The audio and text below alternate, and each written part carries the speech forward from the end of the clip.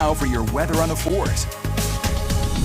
Time now is 7:44, which means it's time for your weather on the 4s with meteorologist Thomas Geboy. And Thomas, we've had quite a morning so far. Yeah, early this morning before sunrise, we definitely saw plenty of showers and thunderstorms along the Wasatch Front. Most of those have since moved into the Uintas, but today brings more potential for thunderstorms as that monsoon moisture continues to filter in. We have more flash flooding concerns down in parts of south central and southeastern Utah. We're going to be looking at gusty winds across the state, even outside of thunderstorms. But as we look ahead into the July 4th weekend, we're likely going to dry things out, but we'll talk more about that coming up in just a moment. But earlier this morning, again, we saw those showers and thunderstorms move through the Wasatch Front and Wasatch back. Those are now working their way over the Uintas. And we got a few scattered showers now moving their way into the northern half of the West Desert. And we're also tracking a few isolated showers stretching from Moab down the Colorado River Basin down towards Lake Powell. But today we got that monsoon moisture, as I mentioned, that continues to move in. That deep moisture is definitely east of I-15, but there's still plenty of moisture, especially with the daytime heating that we'll have today, to get scattered showers and thunderstorms along the Wasatch Front.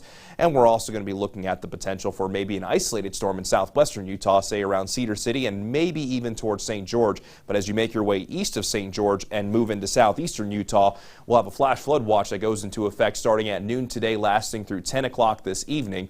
So make sure that you are extra aware of the weather if you're within this flood watch. And if you're going to our national parks, that's also going to be the case, as not only is flash flooding a possibility at Bryce Canyon, Zion National Park, and Arches, but it is a probability at the rest of our parks.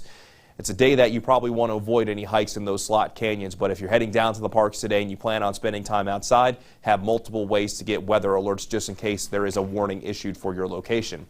Here's the view from Red Cliffs Lodge in Moab, where it's a little bit of a soggy start to the morning here.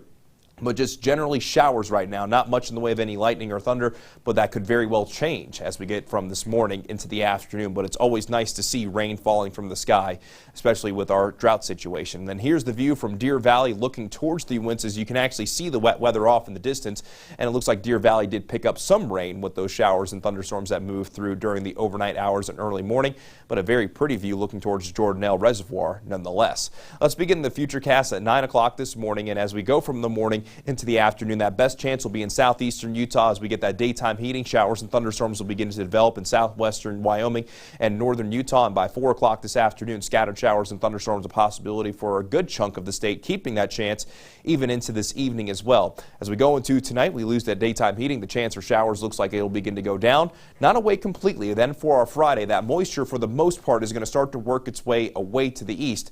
So the chance for showers and thunderstorms is going to be predominantly east of I-15, but you see by 4 o'clock tomorrow afternoon, an isolated shower or storm still a possibility along the Wasatch Front before that drier air begins to work its way in going into our Saturday and Sunday. But for today, those daytime highs, it's going to be feeling like the last day of June. A high of 96 degrees in Moab, 77 in Rock Springs, 93 degrees in Salt Lake City, 93 in Provo, so most along the Wasatch Front will be in the low to mid-90s, 88 degrees in Logan, and 101 in St. George with upper 80s in Cedar City.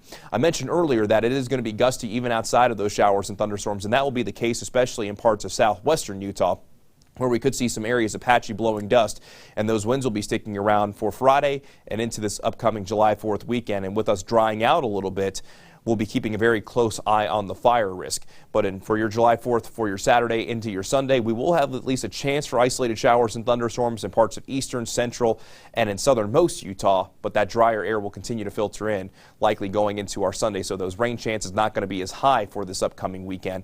But for St. George, a slight chance for today, windy and breezy Friday, Saturday, and 4th of July on Monday, with daytime highs kind of hovering right around 100 degrees. And along the Wasatch Front, chance for thunderstorms for today with a little bit less of a chance for our Friday. The daytime high will climb from the upper 90s, though, getting close to 100 degrees Saturday and Sunday. And then still looking at mostly dry skies and more windy conditions for the 4th of July on Monday.